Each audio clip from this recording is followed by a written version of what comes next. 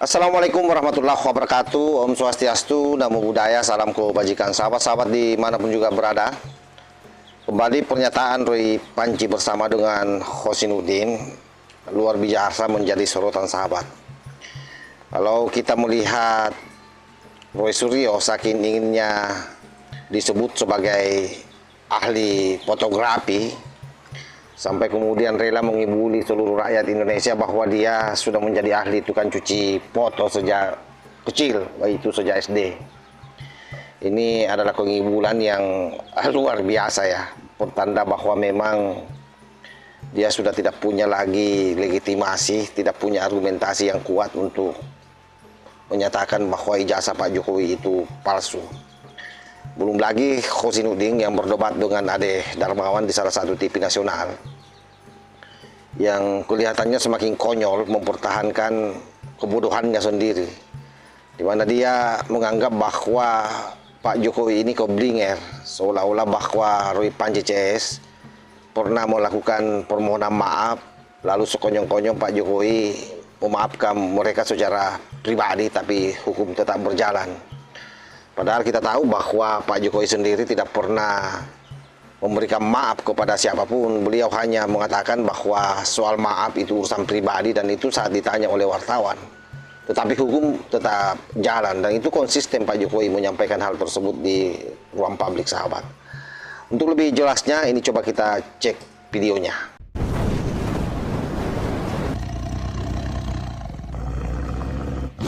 Lagi jelek-jelek gini, 30 tahun yang lalu saya adalah juara nasional lomba fotografi. Juara nasional, juara 1. Ya, lomba fotografi nasional Piala Parpostel. Pada saat tahun yang sama saya juara 1 lomba perkebunan, foto perkebunan. Dan juara 2 lomba iptek Piala Pak Habibie waktu itu. Ya, dan saya juga orang yang tidak hanya berkutat di dunia fotografi motret. Saya adalah orang sejak SD, sekali lagi sejak SD, sejak tahun 78, saya sudah mencetak foto di kamar gelap sendiri di rumah saya di Pakualaman. Jadi saya mengerti betul apa itu fixer, developer, kemudian pengembang dan lain sebagainya. Saya kira yang pertama ya, kalau kita melihat apa yang disampaikan oleh Roy Panci, jelas sekali bahwa dalam hukum, apalagi dalam dunia forensik itu, keahlian itu tidak pernah diukur dari pengakuan pribadi. Apa yang dilakukan oleh Panci ini, apalagi menceritakan pengalaman di masa kecil, saya kira tidak di situ ya. Kalau bicara soal keahlian, ahli itu harus punya pendidikan dan minimal pelatihan khusus sahabat, dan menggunakan metode ilmiah, dan diakui secara profesional atau institusional. Ya, misalnya dia punya sertifikat dari BNSP ya, terkait soal ahlinya itu sebagai fotografer.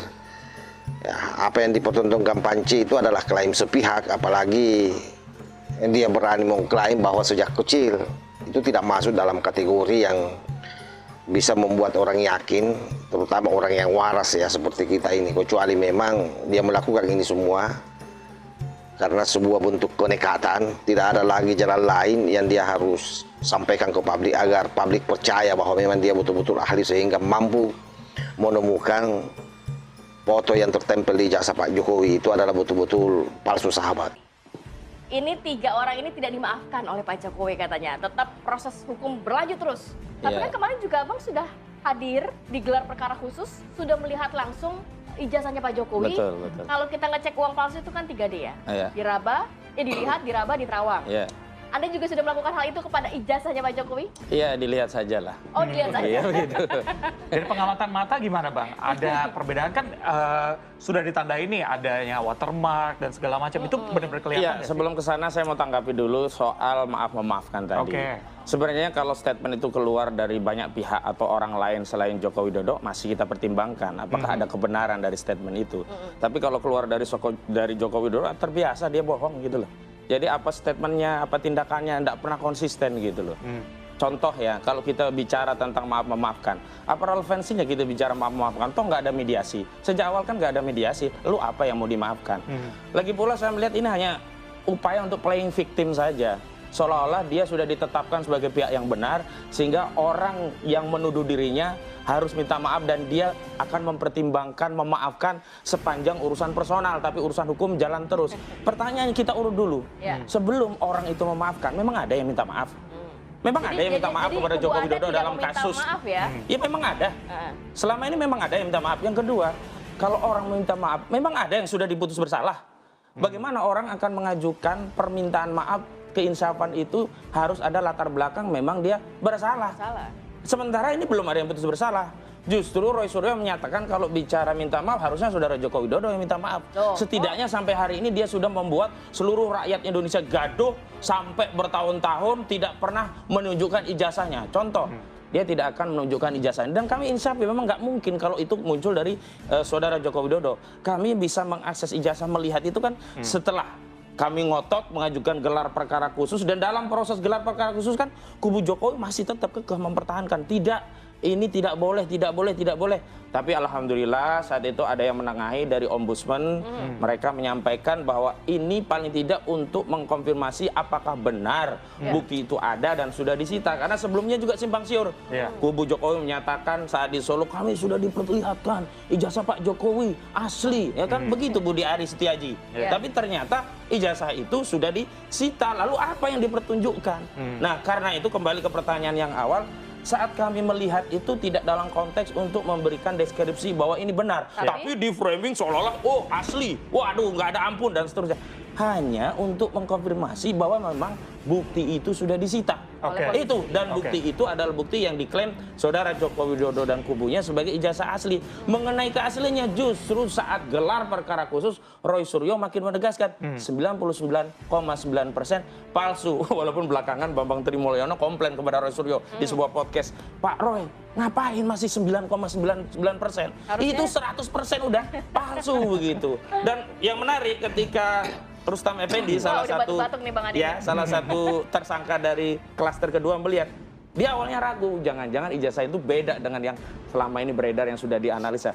Begitu lihat fotonya, itu bukan foto Jokowi, bibir itu bukan bibir Jokowi, mata itu bukan mata Jokowi. Artinya apa?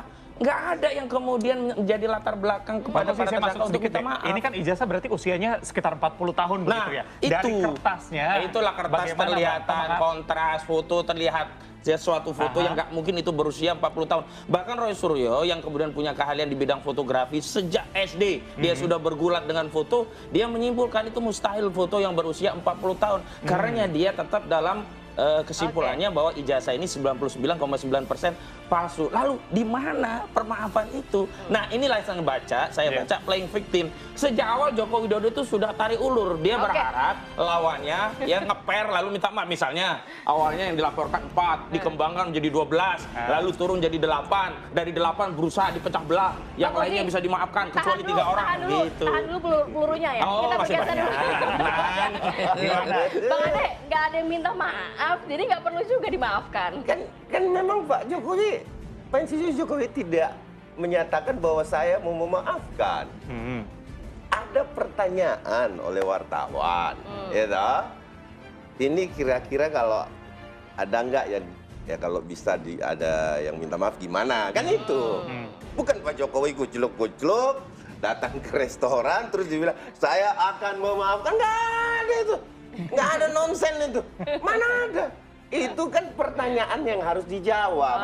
Kan kalau nggak dijawab kan nggak bagus. Tapi kenapa kalau ada maaf, tapi maaf nggak untuk 3 orang ini, Bang? Itu dia. Harus ada pengecualian. Jadi gini, kan kalau yang 3 orang ini kan udah pasti kan, behind the screen udah pasti otak pelaku nih. Nah, kalau udah pasti kenapa nggak disebutin aja namanya 3-nya langsung, Bang? Ya kan semua juga udah tahu. Siapa dari aja, awal RRT ini seperti apa? Teroris kami sebutnya. Siapa? Saya kira sangat jelas apa yang disampaikan oleh Khosinuddin ini kurang lebih sama lah dengan ngibulnya para pemburu ijazah yang lain, bahwa dia berupaya tetap narasinya hidup di permukaan, seolah bahwa Pak Jokowi itu memberikan maaf kepada mereka karena sebelumnya Panci CS melakukan permohonan maaf, padahal sebenarnya sangat tegas apa yang disampaikan oleh Bang Ade Darmawan ya, bahwa tidak ada memang maaf dari Pak Jokowi. Yang ada itu adalah jawaban atas pertanyaan wartawan. Saya kira clear di situ.